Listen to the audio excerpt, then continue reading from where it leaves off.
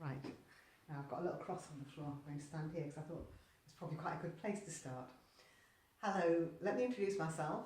My name's Betty Brown and I'm an artist based in Durham, and I'm filming in my studio, which is up at Usher College, which used to be a Catholic seminary. So my studio used to be a priest's bedroom, and it's got the wash basin in the corner and a wardrobe in that corner, which you can't see. Anyway, I responded to a call out from Durham University Art Collective asking artists to submit ideas about short films on the broad subject of heroism, with an aim, certainly partly, to inspire and encourage students who wanted to make art for the Art School Art Prize. And from my point of view, it's really just to try and encourage you to make art, because that's what I think is a really good idea in general. And the idea I've got explores the idea of heroism in a couple of ways, or two different kinds of heroism. They're not the groundbreaking acts of selflessness that define history. They're smaller scale acts of heroism, more mundane, less talked about, less celebrated, less need to be celebrated, but they're things that I wanted to discuss because I realised when I was thinking about the idea that one of the kinds of heroism that I wanted to talk about is the kind of heroism I'm celebrating in a series of work I'm making, of which this is the first. So I'm going to relate it to this series of work. And I also want to talk about the heroism that I think there is, all right, small acts of heroism, but in the creative practice, the kind of heroism that I think artists have in making work, myself and all artists included. I mean, I don't know if any of you write essays or dissertations. I know that some writers, when they're faced with a blank piece of paper, find that quite intimidating, and actually starting is quite a big step. And it's the same with artists. We all, not all, but a lot of us find a blank sheet of A1 paper quite intimidating. You think, oh God, where do I start? And there isn't an answer to that question. The only answer to it is to actually start. And so that's the kind of small-scale heroism that I want to talk about in this film, and also encourage you to make that heroic step of starting a piece of work, because until you start a piece of work, you don't know where it's going to go and you don't know where it's going to take you. And only you can make that initial decision about where you're going to put your charcoal on your paper, or cut out your bit of wrapping paper that you've saved for Christmas, and see what you make of it. So I will start by introducing my series of work, which is entitled Fantasy Flatbacks. Now, it's based, as the name suggests, on the ceramic tradition from Staffordshire, as the name again suggests, of making ceramic. They're called flatbacks because they were made really in early Victorian times and through Victorian times. They were made to sit on your mantelpiece, so they'd have a flat back, so the back would face the wall, and you'll have seen them in charity shops if you haven't got them at home, or junk shop, antique shops. For example, pairs of white china spaniels, one looking sort of mirrored image spaniels. Often they'd have a blue base or blue line around the base, or you can get pairs of cats. There are rarer ones featuring lions or elephants, and there's a lot of them also with shepherds and shepherdesses, men on horseback. There's a series of them featuring famous people, politicians, famous characters of the day, Greek gods, you name it. So I'm very fond of them, and they're not refined good taste. They're not entirely sophisticated in the way they're made or in the way they're coloured, and they're also, the sentiment in them is quite whimsical, what we'd now call sentimental, things that aren't necessarily fashionable, but I'm very fond of them. And I've realised through my life, I've always thought I had impeccably good taste, but I think that my sense of taste does veer rather towards the vulgar end of the spectrum, so that's just how it is, I can't help it. So I love fantasy flatbacks, I love Staffordshire flatbacks, sorry, and I've been thinking you must excuse me, I'm a bit like Ronnie Corbett, I sort of go off on tangents and tangents and tangents, but it does all feed back into the same storyline, so please bear with me if you can bear to. I've always rather liked Chinese food dogs, which this piece features. They come in pairs again, which is a similarity to the flatbacks, but they tend to be big statues. You quite often get them outside, a pair of them outside, say a Chinese restaurant, garden restaurant, which I hadn't realised until I looked at them more, is that there tends to be one that's a male who will have one of his front paws on a ball. There's the ball there. Might not be able to see, I'll do some close-ups later. And then there's a female who has one of her front paws sort of squashing baby food dog, I've made it look like she's tickling baby food dog, at least I think that's what she's doing. So I was thinking, I was interested in them, I've been interested in them for a long time, and I didn't know, I wanted to make a piece or a series of work about them, but I didn't really know what format it was going to take. Usually I've got an idea and I just work through it. With the food dogs, it was something quite special to me, and I wasn't sure how to start it, and eventually I was thinking about Staffordshire flatbacks and thinking, if I was a ceramicist, I would make a Staffordshire flatback featuring food dogs, so there'd be a couple of them cavorting on a grassy knoll with a sort of tree in the background, quite a bucolic pastoral idyll setting, rather English countryside. And I thought, well, I'm not a ceramicist, but it's sort of like that was the light bulb moment.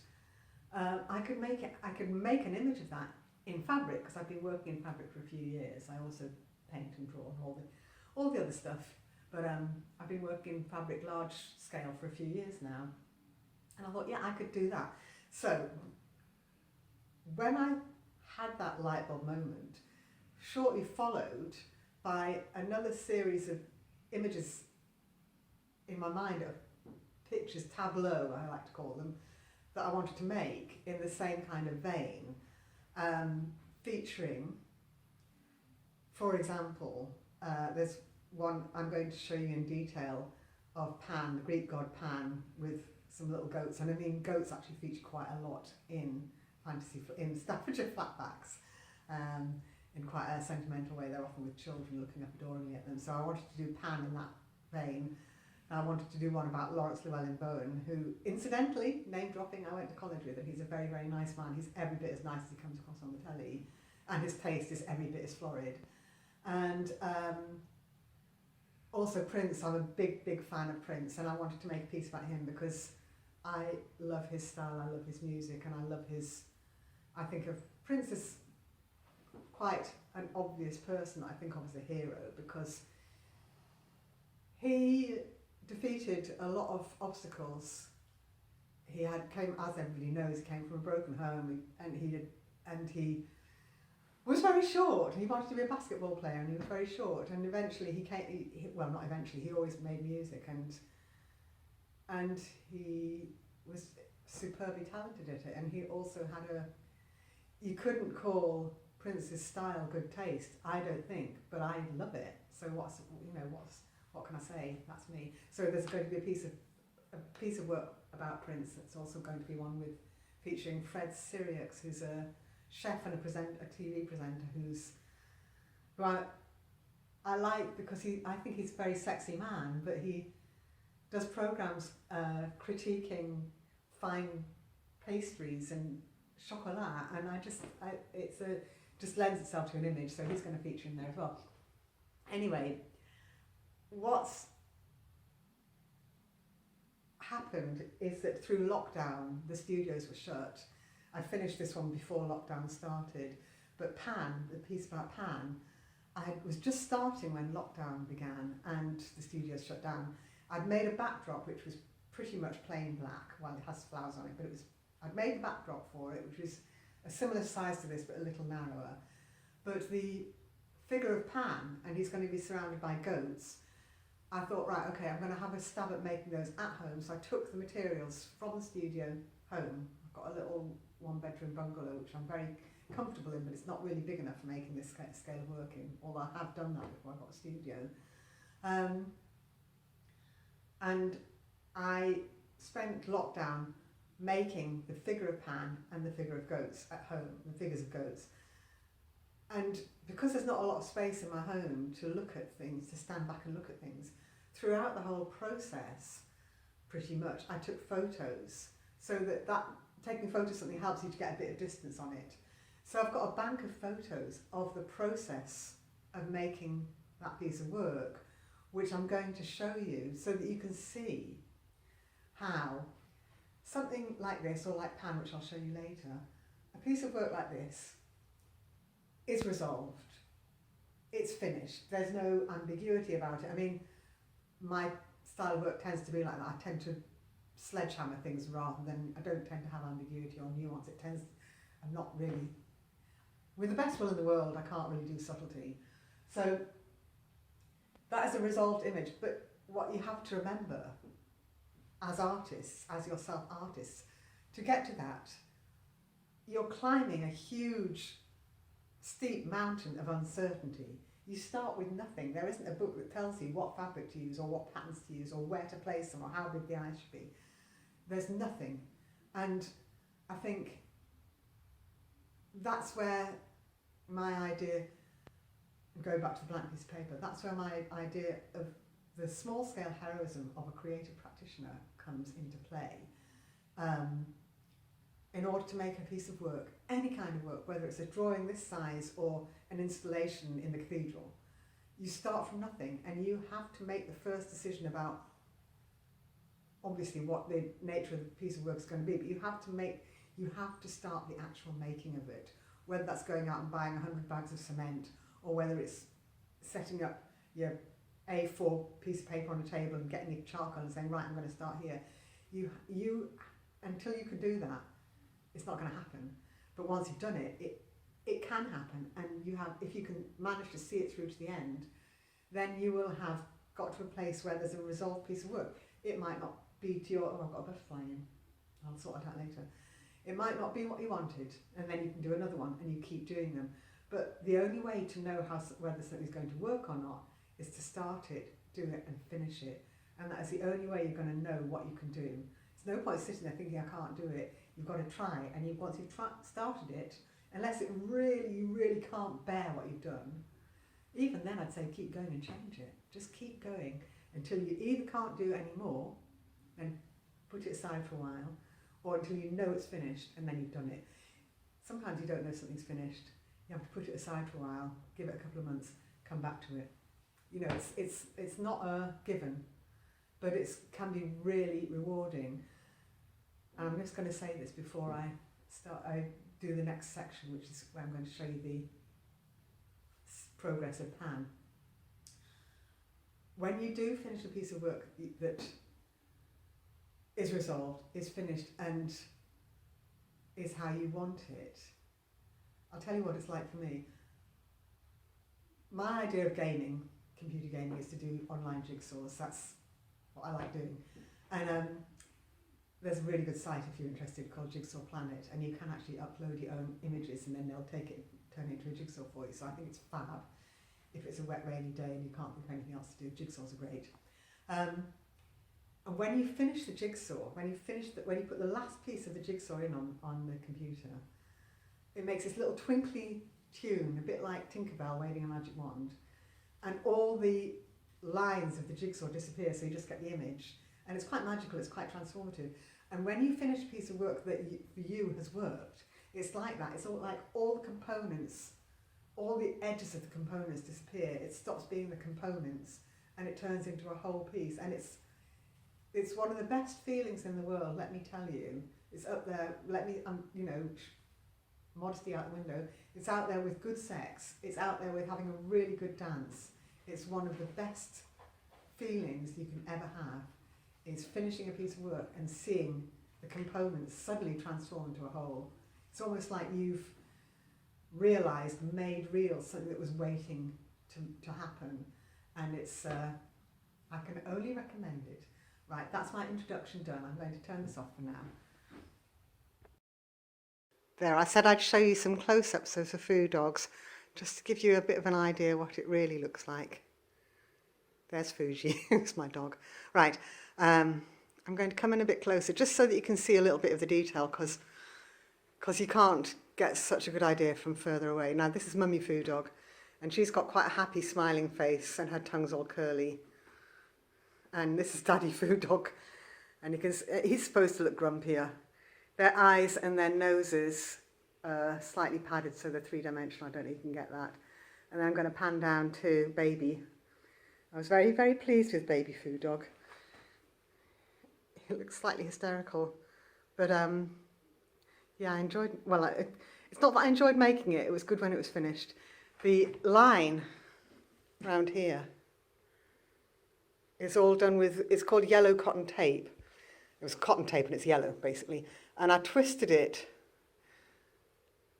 to make the curves more curvy. So it's twisted all along. The beads, can you see these little beads? Where's my hand? There. These beads tie, they're called, in quilting terms, it's called tying, where you attach something that attaches the top layer, some wadding, and the backing all together. So the beads are a form of tying, and they go across the whole surface there. Some of them are gold, and some of them are blue. You can see that one just there. So you can see it. It took a lot of work, and I started with the Foo Dogs, then I did the grassy knoll. I'd already started some of the black and white background, and then I did the tree trunk and the tree, and the final thing was the blue border. And that bottom edge is supposed to be like the ceramic on a lot of Staffordshire flatbacks. The bottom edge is sort of off-white colour, and that's supposed to suggest the ceramic, but you wouldn't really know that unless you were familiar with Staffordshire flatbacks, but it's just by the by, really. So there we are. That gives you a bit of an idea of who my dog is. So I'm going to take you through some of the photos I've got from making this piece of work, Pan. This is an early drawing I did from a Staffordshire flatback, just to show you that there are goats in Staffordshire flatbacks, and this one's looking up rather soppily at a child. This is an early drawing I did of Pan to try and get an idea of what I wanted him to look like. I knew I wanted him to look quite sexy in my mind anyway. Then I did this one with him sitting under a tree with a goat, and I quite like his little goatee legs in this. Here is an early sketch I did trying to show the composition I wanted, with Pan surrounded by his little goatee acolytes who are enjoying him playing his panpipes. And this is a digital colour picture I did from that, which it originally featured a chicken, but the chicken got dropped. Here's a very early part of the development of the work, where you can see it's very crude at the beginning. And this is again early in the stage where I'd got Pan pinned up in my house. You can see his newspaper legs. This is a little bit later. You can see the arms are beginning to develop, and then here we have where I'm starting to really work on the face and the detail of the face. He's stuck full of pins here. And then we come to where the face is pretty much finished. You can see the shadow that's been stitched on, which is done in a synthetic organza. This is where I first started to try and arrange the composition at home. And there's a rather big mature goat on the left there, which got dropped from the composition. This is Pan without his legs, but you can see his arms have been rather refined. The lines of his arms are beginning to be more refined. And this is where his legs get added with rare fur. Second-hand, no, actually at this stage it was just fake fur. I nipped into the studio completely illicitly to try and work out whether the scale of the goats was working with the scale of Pan, and I was quite pleased with how it was looking, so that was all right. And then back at home, adding furry legs onto Pan. This is laid out on my bed and I'm standing up on top of the ladder. This is just his legs. You can see his furry legs, and he's got little crushed velvet hoofs, and here he is again on a black background. I just wanted to show you that because he's sort of on a dress, which I thought was quite interesting. I tried to play with the idea of decorating the goats. This is with a green handmade wool, and if you look carefully you can see the outline of the goat in the stitching. And this is a view of my studio once lockdown was finished and we were able to go back in. This is a backdrop before goatee was added, and this is little goatee stuck full of pins, and then there's another one coming up where you'll see that the little goatee is finished. There he is. That's the little goatee who's taking a nap by Pan's knee. Here's Pan with his furry legs on the table with his chest hair before I added him to the backdrop. And there is Pan and the goats all pinned on with newspaper shapes in the background, which I'm about to change to colour, which you'll see shortly coming up. Here we are. Now this is Pan with the goats on the background, black background with green shapes added, and there's a wiggly line that I hadn't worked out until now. The wiggly line is now a sort of sand colour similar to the colour that Pan is. There was a phase where I was thinking of having flowers. These are big flowers I'd made for a previous project, and I played with trying them out, but I decided I didn't really like it as much as without, but it's always useful to see what it would look like. Here we are, you see, and then I thought maybe I would put some green over that mustardy coloured wiggle, and then we are coming to the final image, which has got a slight green added to the wiggly line, and it's got those eyelets added to the top from which the whole piece is hung, which I wanted to add as a sort of detail, as a refinement. Okay, so here's Pan.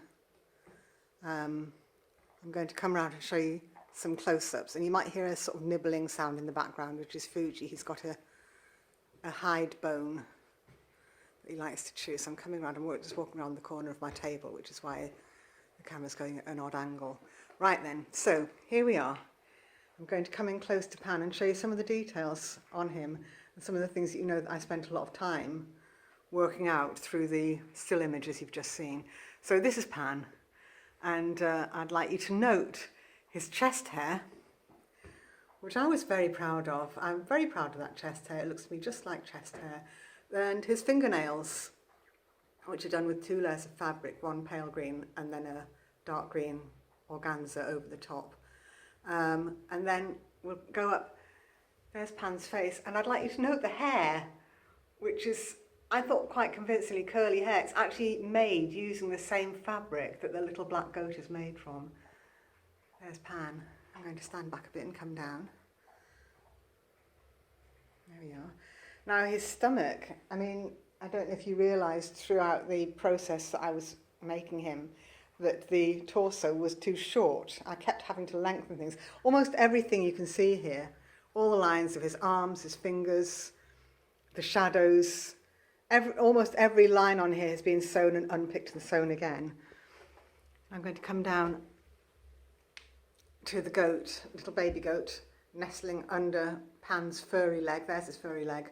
You can see that I ended up doing the decoration of them using gold flowers, which was a piece of braid I bought years and years ago, a huge length of braid from a stall on East Street Market. I used to live on the Old Kent Road, which had some fantastic stalls on the market there. This is another of the goats, and again he's got the gold flowers, but just a few of them. Then we come over to the larger goats. The goats are all done, you can see, with using a regular triangle patchwork, similar to how I did parts of the sections on the Foo Dogs. It's not a particularly easy process, but it gives me the effect I want. And both of those goats have got some gold flowers on them, gold flowers. And then I'm going to show you a couple of things about the background. Here's that wiggly line that I kept having to work out. I don't know if you can see. You can't really see there. It's got a layer of, I can show you where the join is. You see that join? That's where 2 pieces of the organza are joined. So it's got a sort of greenish organza on top of the sand colour, because I didn't want it to be too close to the colour that Pan is. I wanted there to be a slight difference in tone, and you can see it there. And the other thing I wanted to show you, I'm going to stand back a bit. I have to be a bit careful because Fuji's sitting somewhere I could quite easily trip over him.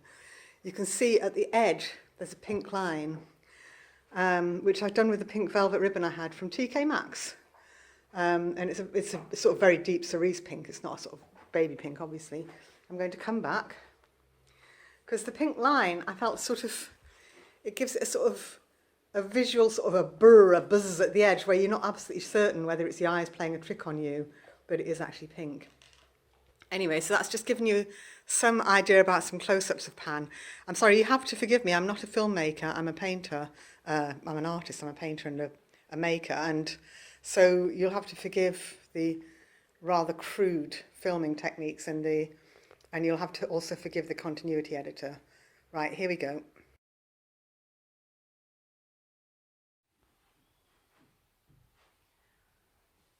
Well, I've shown you some of my recent work, the process and my creative process, and the series, the fantasy flatbacks that I'm engaged in at the moment, which is, as you can tell, a big commitment for me. It's a long-term project, and so in a way I'm really pleased to have an excuse to make a film about it, because for me it's an important phase of my work.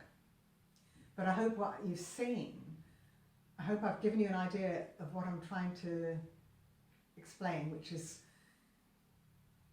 heroism, the idea of sort of small-scale heroism in the making of a piece of work, which is any artist, any creative person who's making a piece of work, in order to make that piece of work, you have to surmount a huge amount of doubt and uncertainty, because until the work is finished, that doubt exists. You don't know that you can make it, you don't know you can make the image you want to make until you've tried. And so in order to make any piece of work, you have to surmount an awful amount of doubt and uncertainty. Doubt and uncertainty is written into the creative process. And yeah, all right, so I'm blowing my own trumpet. I'm not really calling myself a hero. I'm talking about the heroism that I see as being part of the artistic process, that one has to go through in order to arrive at something like this. And you've seen from all the trials and the process I made, where I changed my mind about an awful lot of things during the making of Pan, how that plays out, how you have to try things. You can't know until you've tried it with the chicken in the foreground. I mean, I did quite like the chicken, but it wasn't in keeping with what I was doing. So it had to go. You know, that's another thing, is you have to discard things you like in the making of a piece of work. And I like the flowers, but they didn't work with this piece of work, so they have to go. And you have to, you cannot know until you try, and that's what I think of as being a kind of heroism. And the other thing I want to emphasise is the heroism of, and I've been thinking about this as I've been making this film. It's nothing really to do with taste. It's nothing really to do with whether people have got good taste or bad taste, or extreme taste or florid taste or vulgar taste, whatever. It's not really about that. What I really admire in some of the people who are heroes for me is that as a creative person, whether you're a musician, a writer, a performer, an artist, your work, for most creative people, requires to some degree an audience. It has to be seen because your work is a form of communication. You have an idea and you want to express that idea to other people. It's a form of communication, and so you require an audience, you require your work to be seen, and that takes immense courage, because I think, because it's not like you're standing naked in front of people, but you might as well be, because you're showing them something that you feel very strongly about, because it's come from your imagination. You've forged it through your own imagination and through your own work. And so the thing you put in front of them, whether it's a performance, a dance, a poem, a spoken piece, is very personal. It's very personal. It is, in a way, you're, to use a sort of, well, you are to an extent exposing yourself. You're being exposed, and that takes a lot of courage, whoever it is and whatever they're doing, however good or bad, tasteful or not tasteful. And a lot of the people I admire put themselves out there with quite extreme views or quite extreme taste or creative offerings. I very much admire Prince, I admire Lawrence, I admire Fred Sirius, I admire Pan, although he's a god, you know. He's putting aside, in my view, his physical desires and appeal in order to please his little goatee friends. So I think that's quite a heroic thing.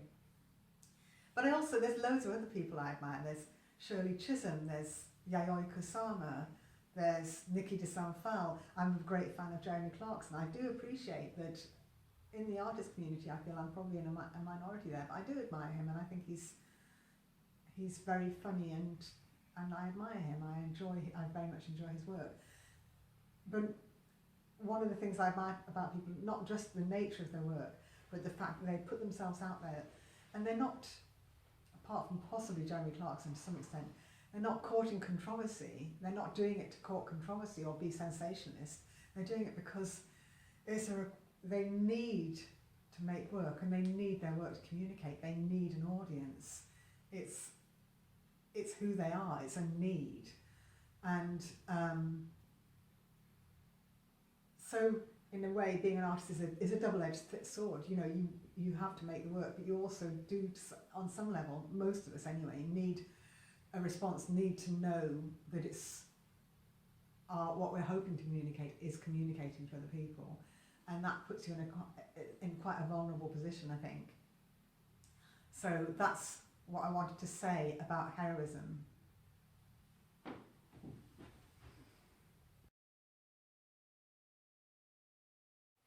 Right, now I'm going to come close up to you to do my summing up, my and in conclusion bit.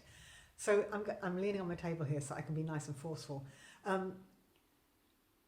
The art school art project that the university's running, I understand is designed to try and encourage you to make artwork, which I think is great. You know, I think it's absolutely wonderful. I think it's making art, being creative is a very great part of the human condition. And I think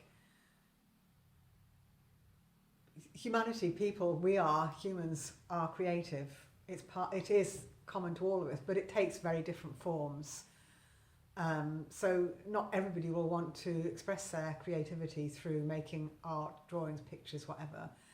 You can do it digging a hole, you can do it planting flowers, you can do it making children. You know, there's all kinds of ways of being creative, but specifically talking about making art, I just want to give you some sort of nitty-gritty of what I would do if I was you, which is not necessarily to start with an 8-foot textile piece that's going to take you 8 months to make.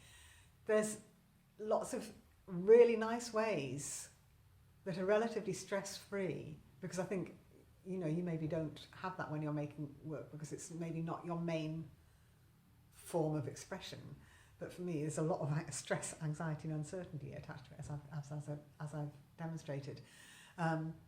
But there's a couple of things I can recommend. I like A3 paper. I think A3 paper is a really good size. It's not as small as A4. It's basically double the size of A4. It's quite a nice size for gesture. And what's really a good exercise, a bona fide art school exercise, is to do a self-portrait, set up a still life, draw when you're out in the pub. But what you quite try and do is to draw for 5 minutes without actually looking at what you're drawing. It's actually really, really difficult, and you will peak now and again, but try and draw without looking at drawing, because what that encourages is it stops you from being precious or concerned about the kind of line you're making, and you can, while you're looking, your hand-to-eye coordination is going to be doing something, even if it's less controlled than you might want it to be.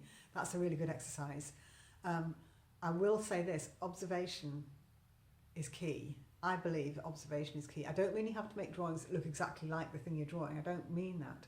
What I mean is, I think in a way that drawing, rather than observing and looking being a means to producing a better drawing, I think the process of drawing helps you improve your skills of observing and looking. And if you want to do anything to do with visual arts, you have to work on, and you have to keep developing your skills of observation and looking. So those are the skills that help you make a piece of work, help you develop a piece of work, because then you're able to start analysing what works and what doesn't work. You can start saying, yeah, I don't want a chicken in that, because you've been working on your observational skills, and you'll know that that won't work in the piece that you're making. So that's what I mean by observational skills being, by drawing, aiding your observational skills rather than vice versa. And so drawing. Use a pencil, use a magic marker, use charcoal, cut strips of paper and use those for your line. And that leads me neatly on to another thing that's really good fun, which is collaging. So save wrapping paper, save nice chocolate wrappers that you like, save sweet wrappers, save noodle packets, save packaging that you like, wrappaging I tend to call it. It's good for using recycled, and then you can add in pictures from magazines, photos of people you like, photos of pop stars, photos of footballers, whoever. And you can make collages, or you can cut loads of different coloured papers into triangles and make like a patchwork of paper on a A3 backing piece of white paper. And it's with a Pritt stick and a pair of scissors, it's so much quicker than doing it in fabric, I'm telling you. So collage is great fun, and have fun, have fun. There's no limit to what you can do and what you can use. And there's no rules. If somebody turns up and says to you, you can't do that, well, they're wrong. As soon as somebody starts telling you there's rules about making art, you have to distrust them, because there aren't. Obviously, having said that, the one rule that in our society is that you don't do things that hurt other people. But other than that, hey, the world is your oyster. Anyway, I hope that this does make you want to make some work. And I hope it gets your juices going, and I hope you think, right, I'm going to go and do that. I'm going to rummage with my old Christmas cards and what have yous, and all those pictures I've saved out of magazines because I like them. I'm going to rip them all up and I'm going to stick them back together in a picture of the pet dog I had when I was 5 years old. Why not? Anyway, thank you very much. I hope you enjoyed this, and all the best for 2021.